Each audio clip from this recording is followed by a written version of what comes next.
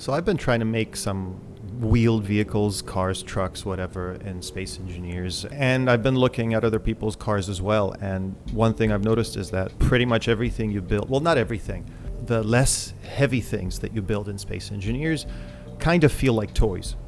If you build something heavy or something with a trailer or something with like moving or shaking or like a vehicle on wheel suspension, that feels a little bit more real.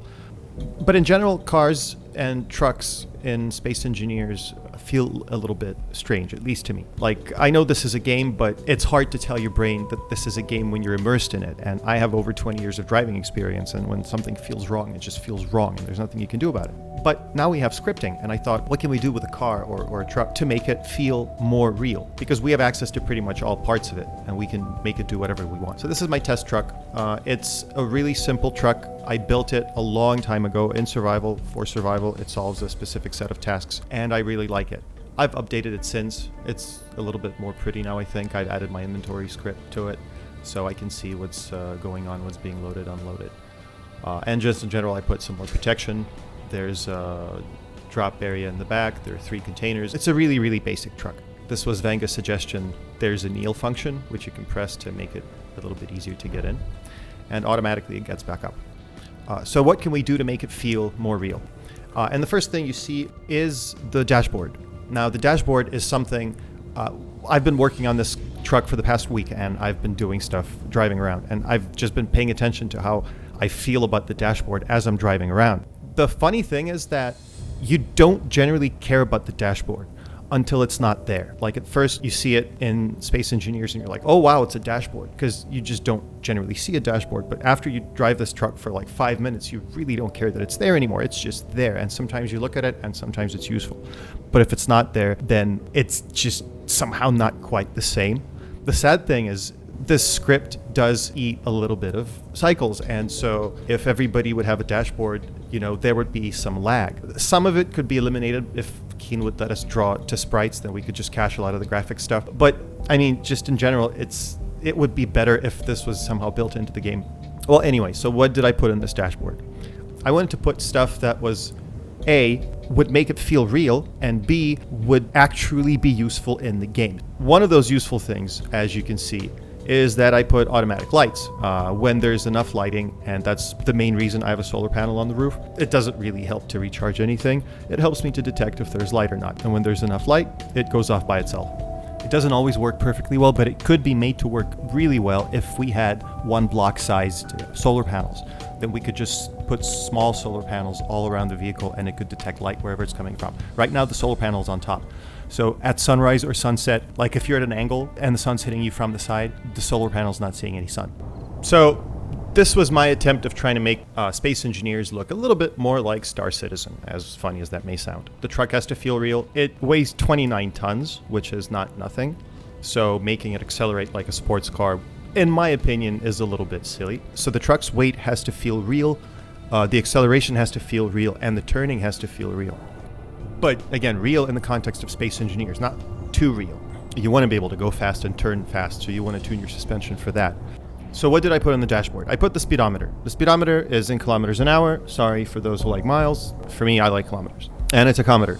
Then on the central screen, there's the fuel gauge, some charge indicators, and a help command, which I'll explain a little bit later. On the right screen, you have the roll, pitch, and compass, the latitude, longitude, and the altitude at the bottom. They're not marked, but they make sense really quickly from just driving around. And on the left, you have the weight of the truck, the total weight, and then the weight distribution, how full each container is, basically.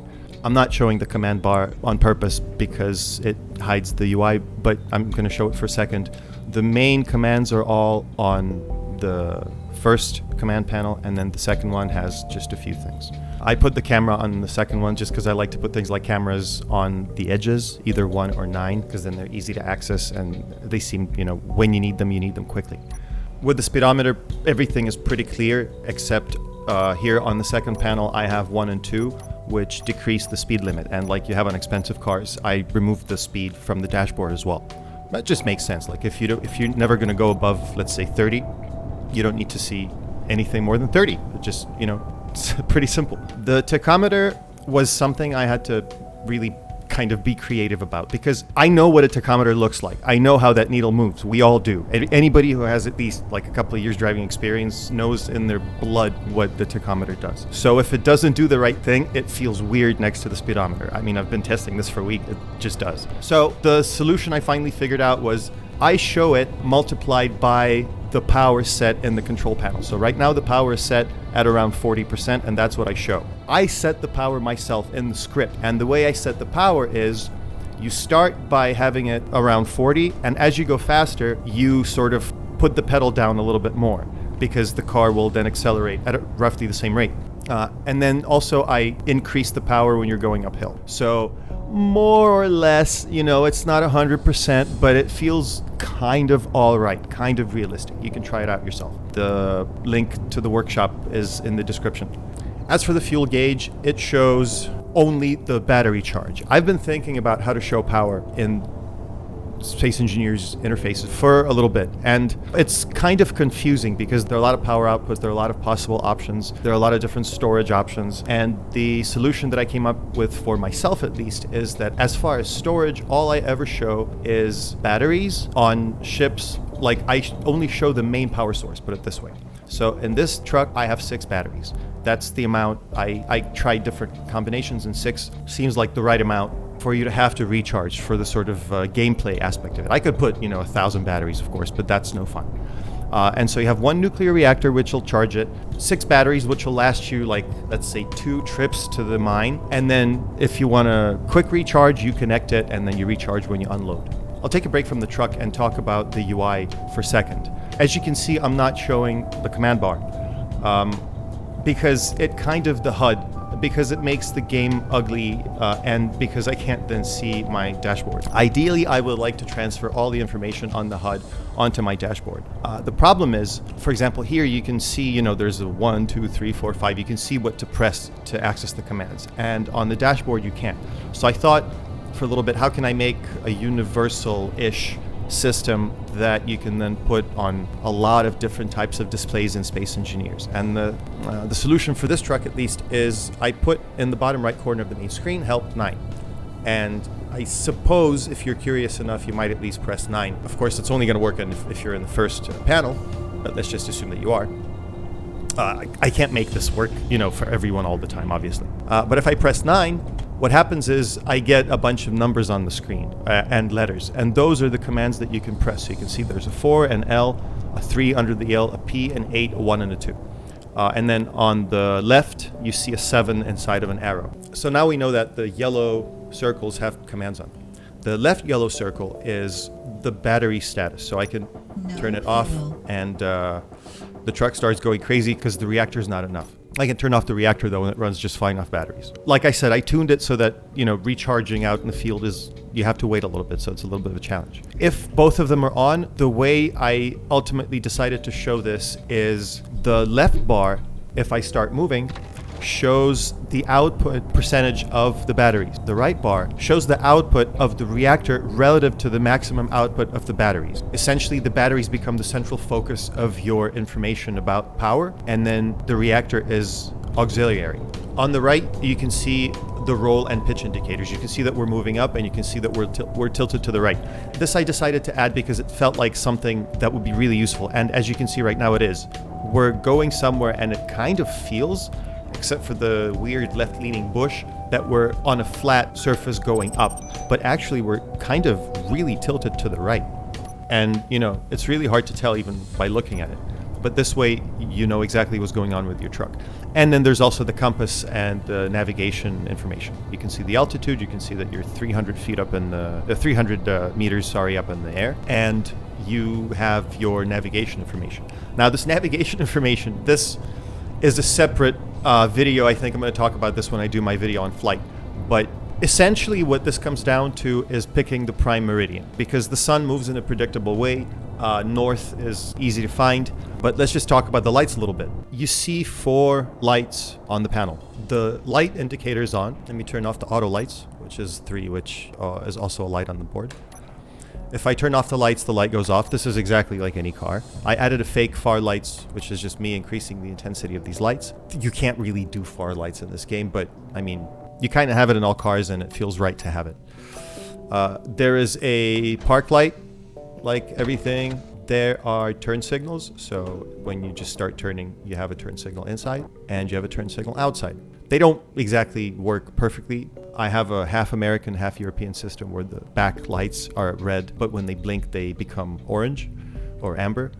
There is an emergency, which is, I've forgotten now, so I'm pressing 9. It's 8. So if I press 8, I turn on the emergency lights. And for emergency lights, I make the radius a little bit larger, this is what's really cool. You can control every aspect with a script. When you move forward and you press the brake, the red light becomes brighter. If the lights are just off in general, you still get the brake. When you're moving back, you have the reverse lights, and then you have the brake. Another thing that I did is if you're going fast, or you're going at any speed, and you press reverse, I put the brake light on because it still feels like braking. This is the Space Engineer's slow brake. This is you lightly tapping the brake pedal, but you still should get the light. And then it just seems like you should have the lights turn on when you park. The stupid thing that I wanted to try is to have it crouch when it parks. Seems kind of cool, I don't know.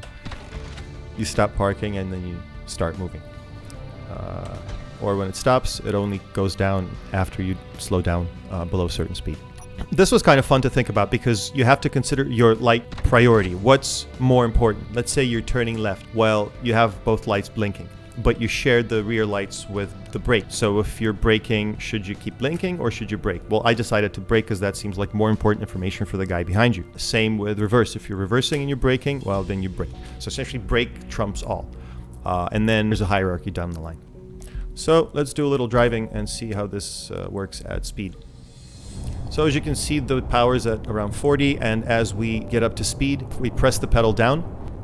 One thing I haven't solved, and I don't know if there really is a solution, is how to not use turn signals at stupid times like now. Like right now you could say, well, you could just turn them on after a delay and then all the little maneuvers wouldn't trigger it. But what about when you want to show that you're turning before you start turning? Now what I did is, first of all, when you're going fast, like right now you're going at 330 kilometers an hour, you can't turn as quickly. That's my way of making you not flip over. Another thing that was suggested by Consti on Discord was to add Ackerman steering, where the outer wheels have a larger radius than the inner wheels, and this prevents slip. And as you can see, this car basically doesn't, within the realm of whack-a-mamie Space Engineers physics, this is doing pretty well. Right. Down here I have the inventory screen from the inventory script.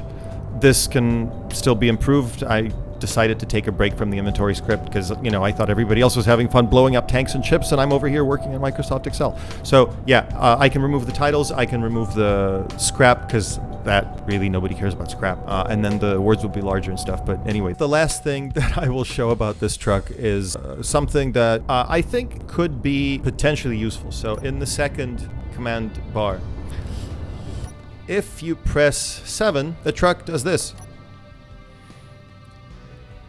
So it's... Oh, by the way, this whole time the gyroscope has been off. I made it a point for myself to not have the gyroscope enabled because that's like serious cheating. I know this is Space Engineer, so eventually the gyroscope comes on, and I'm going to turn it on before I publish the truck. But for now, the gyroscope is off. And let's see how well it does. Boing! So I think this could be a potentially useful feature when you're trying to get over an obstacle or something. Anyway, these are my thoughts about driving in Space Engineers. The truck is on the workshop. The link is in the description. Thank you for watching.